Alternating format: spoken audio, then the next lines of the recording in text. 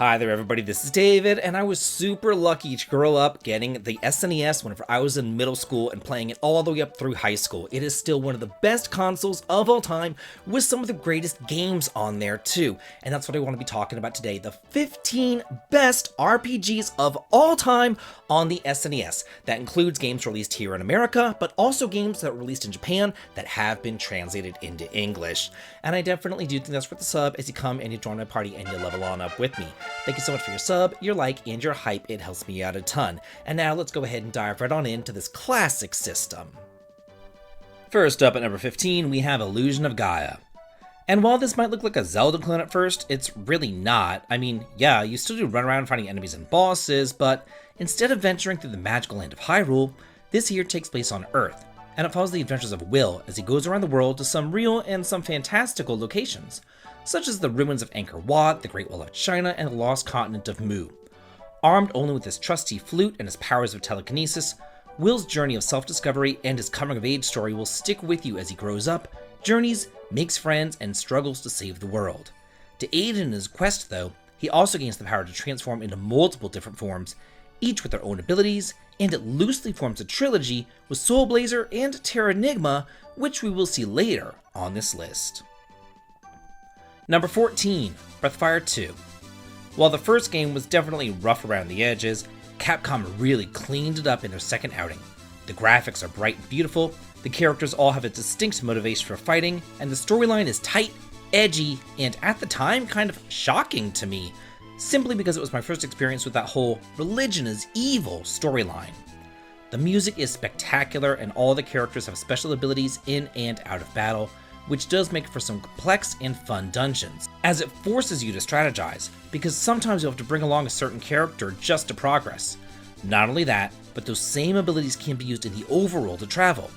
For example, Jean can transform into a giant frog which allows you to pass through lakes, Cat and Bo can hunt, and Spar can pass throughout the forests. Number 13, Treasure Hunter G. This tactical RPG follows the adventures of two brothers, Red and Blue, as they search for their missing father, while also resurrecting dinosaurs and befriending a dancing monkey. Yeah, the story is kind of out there, but the gameplay is super fun, and the graphics are just out of this world. It looks like a PlayStation or like an N64 game. Painstaking detail went into the world, and you can interact with pretty much every little thing, from the environment, to the barrels, to the flowers, to the beehives, and you can use anything in your arsenal to win the strategy battles before you.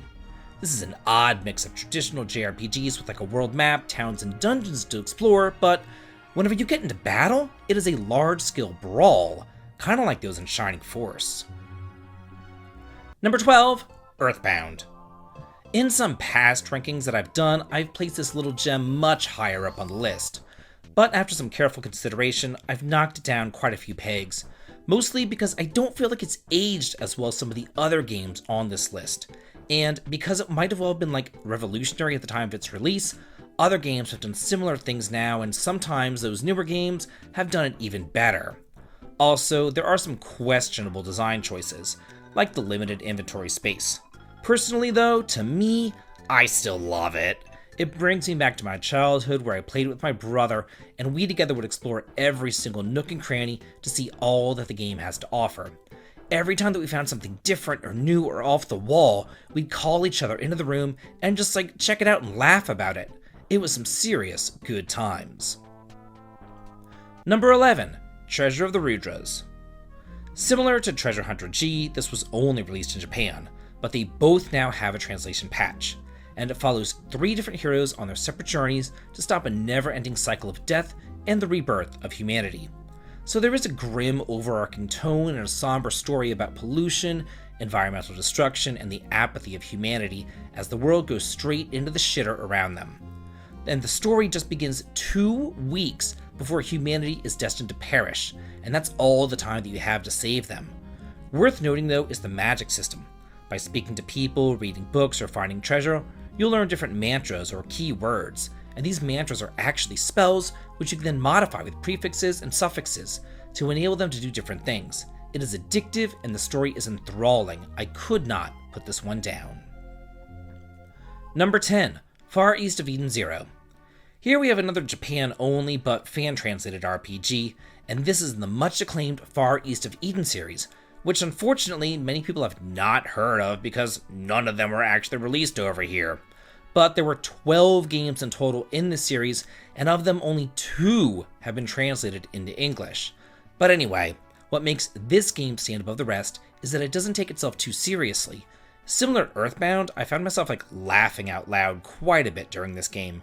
There are tons of secrets for the avid explorer, and an added graphics chips put this game on par with many PlayStation 1 RPGs. But the real game changer here is the real-time event system. A lot of the shops are only open on certain days, and towns change depending on whether it's day or night. In real life. I mean, if you log in on Christmas morning, Santa will come down and give you gifts. If you turn on the game during your birthday, you'll also get birthday gifts. It's really cool. Number 9. Seiken Densetsu 3. Well, they did want to have Secret of Mana on this list because it's great too. I had to draw the line somewhere, so I chose this game here to represent the Mana series, because here you get 3 different storylines with 6 different characters, and in addition to that, each character has multiple classes that they can ultimately change into, so this allows for a metric ton of replayability. There's also an intricate day-night system where your powers change depending on the day of the week. Nowadays though, there is a remake released for the more modern systems, so if you do have access to those, I would recommend you playing that remake over this. However, the original still does stand the test of time as not only one of the most beautiful games on the SNES, but more importantly, one of the most fun. Number 8. Lufia 2 Rise of the Sinistrals. While the first game felt very much like a Dragon Quest knockoff, Lufia 2 evolved into its own thing. This is a world-spanning epic, coming-of-age story about the resurgence of the Sinistrals and how a small-town boy grows to deal with that threat. On the surface, it can just look like any other cookie-cutter JRPG with turn-based battles and like a town-dungeon progression system. But there's so much more beneath the surface. There are some of the most devious puzzles that I've ever encountered here, but most of them are pretty intuitive, and they don't make you want to pull your hair out. The dungeons also have like a roguelike encounter system, where all the enemies appear on the screen and they move with you, and you can use your tools to stop them as well. But what really shines is the story, because Maxim's story is one for the ages, as he grows from a small town monster hunter into the savior of the world, all while getting married and having children. Isn't it refreshing whenever games let you play as actual adults instead of teenagers going to high school like they do nowadays? I can really just relate to him and his struggle so much more on a personal level. Number 7. God, Growth and Devolution, Heed the Call to Awaken. What an absolutely fantastic hidden gem this is, but unfortunately it was never released outside Japan, though it does have a translation patch available, and I loved it so much I even Let's Played it on my channel years ago. Similar to Illusion of Gaia, this takes place in the real world after the aliens invaded and devastated the planet, so the vast majority of humanity now lives in hiding, as they work as rebels to repel the aliens. But some countries, like America, have instead decided to ally themselves with the aliens. With gorgeous graphics, a compelling storyline, real-world locations and countries to visit, as well as an innovative growth system, you're going to have a ton of fun here. But it's also really obvious as to why it was never released in the West. I mean, not only are the Americans traitors to all the rest of humanity, but it also features underage sex out of wedlock, as well as the premature death of the expectant mother, so trigger warning for that. Number 6. Terranigma. Like many other games on this list, Terranigma did not come out in America, but this one was released in Europe and it did get translated into English, so it is quite a shame that it didn't come over to our side of the pond, because it is one of the best action RPGs on the SNES. As the culmination of the Heaven and Earth trilogy, Terranigma takes place in the real world, only the world is sealed, and you have to resurrect the continents, animals, plants, and people. This really is a touching gem, because after all the world is resurrected, you can then kind of level up the towns too, by instituting trading between them. The gameplay is action-based, where Ark uses varying techniques to fight with his elemental spears to curb stomp baddies into the ground. Watching the world evolve, grow, and change right before your eyes, due solely based upon your actions, is super satisfying, and the reason why this is such a classic. Number 5. Bahamut Lagoon. Now, the rest of this list, the top 5, is hard, because they are all just so good. But let the chips fall where they may, I had to put them in some sort of order, so after a lot of waffling back and forth, here we are. Back in the day, Square was no stranger to experimentation, coming up with some pretty cool games, most of which we didn't receive in the West. And this here, again, is one of those lost gems. Following the adventures of Captain Bayou and a squad of dragons as he flies between floating continents or lagoons to repel the invasion of the Granbelos Empire, all the graphics are absolutely gorgeous and easily some of the best on the system. And interestingly enough, environmental effects are taken into account during battle. It's too bad that they never actually revisited this IP, because this could be one of the jewels in Square Enix's crown.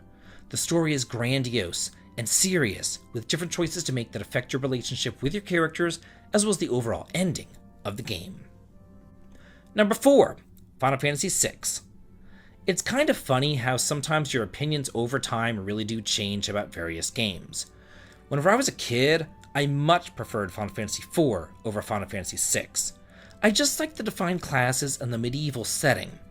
And if you watch some of my earlier videos from many years ago, you will find that I didn't have the highest opinion of Final Fantasy VI. But the older that I get, the more that I discuss it, and the more that I play it, the more that I've come to really appreciate it. I think that the thing was holding me back the most about it was that it introduced that whole everyone can do everything growth system that the Final Fantasy series has really embraced since. But at the end of the day, this is an absolutely gorgeous game filled to the brim with secrets, lovable characters, and probably the best villain in the entire series, as well as all the optional bonus content in the World of Ruin, really just pushing this game over the edge into masterpiece territory. Number 3, Dragon Quest V. Here we have my favorite Dragon Quest game, which unfortunately languished in Japan for far too long, until again it was fan translated, like many of the other games on this list. Then, it was also officially released for the Nintendo DS. The story follows a little boy who travels with his father, only for, jrpg stuff to happen, as he's left all alone in the world, sold into slavery, then he matures up into a man, finds a wife, and conceives children. The world is so fun to explore, and it's super neat to see how towns, dungeons, and even minor characters change over 20 years. It is arguably the most story-heavy game in the entire Dragon Quest series, including even Dragon Quest XI. And it also took a page out of Shin Megami Tensei's book by introducing monster capturing to the series as well. This really is the best of all the worlds. If you're a fan of turn-based RPGs with great stories or monster capturing like in SMT or Pokemon, or you just really want like a heart-wrenching story, then you owe it to yourself to play this fantastic game. Number 2, Chrono Trigger. Finally, we have one of the best games ever made. I mean, when the creators of Final Fantasy and Dragon Quest join forces, you know that you have a masterpiece on your hands. Getting rid of random encounters was a stroke of genius, and here, many times the enemies are just kind of like playing around with one another whenever you stumble across them. Also, the concept of field placement and hitting adjacent enemies first occurred here as well. The storyline is tight, spanning multiple time periods, and I cannot overstate just how much this masterpiece revolutionized the entire genre. So, if that's the case, why is this number 2 and not number 1, you ask? Well, I guess it really comes down to its replayability. Yeah, you can play it and you can get different endings and stuff, but overall, it's going to be the same game 99% of the time. But the next game on the list will always be something different, and that's our number 1, Final Fantasy V.